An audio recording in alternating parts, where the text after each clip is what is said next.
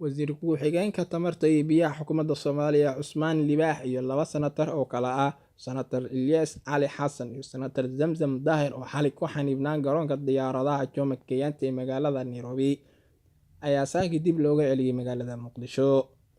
Saddexda mas'uul ayaa loo diiday inay gudaha u galaan caasimadda dalka Kenya, iyadoo saraakiisha waaxda socdaalka ee dalka Kenya ay u sheegeen inaysan wax sharciyada u haysan bixinta dalkugalka ama fiisaha, taasi hore si caadi ah loo sii jiray.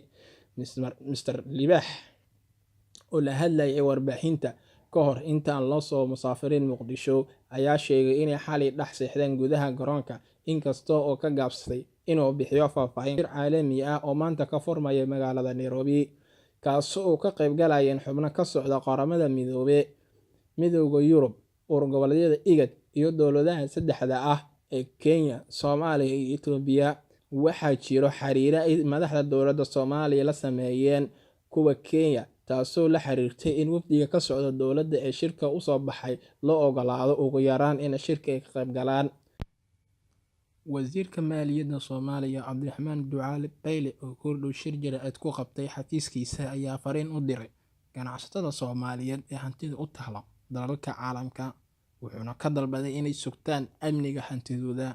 Asagoo hadalkiisa sii wata wuxuu yidhi: waxaan ku talinayaa dalal fara badan baan ku kala noolahay, hanti fara badan oo dhibaatooyin aad la soo mudateen dadkay dhegaysanayo ayaa haysataan. hantida aad haysataan amnigeeda inaad sugtaan. maftaaxii maqalkaagu halkuu yaallaa. maqalku waa baasha lacagta lagu rito maaha. accountkaagii safe ma yahay. kolleyba dalbaad marti ku tahay walaalo, accountkaagi safe ma yahay. aqalkaa dibaddaad ka dhisatay safe ma yahay. ya ha isdhiganin. dhegtaadiyo ishaaduba ha taagnaato. dhegtaadiyo ishaaduba inay taagnaato ayaan kugula talinaya. waxaan kugula talinayaa inaad amnigaaga ilaaliso. amniga maalkaaga tacabka weyni kaa soo galayna aad ilaaliso.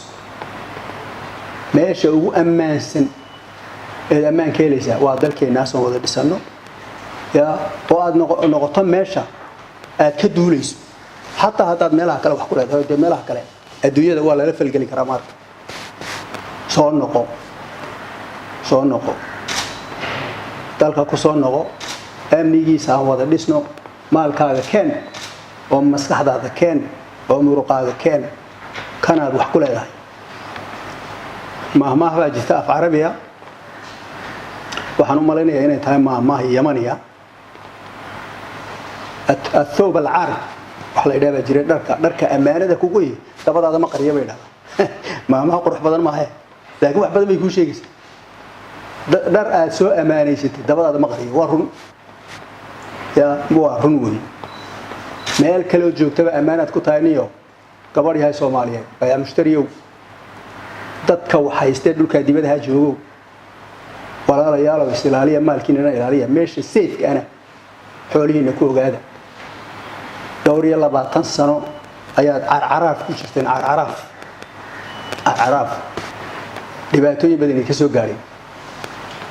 maanta xoolihiina in haan raawe dhexda ka helo oo meel cidla ciirsilaa ku boobo, ka digtoonow.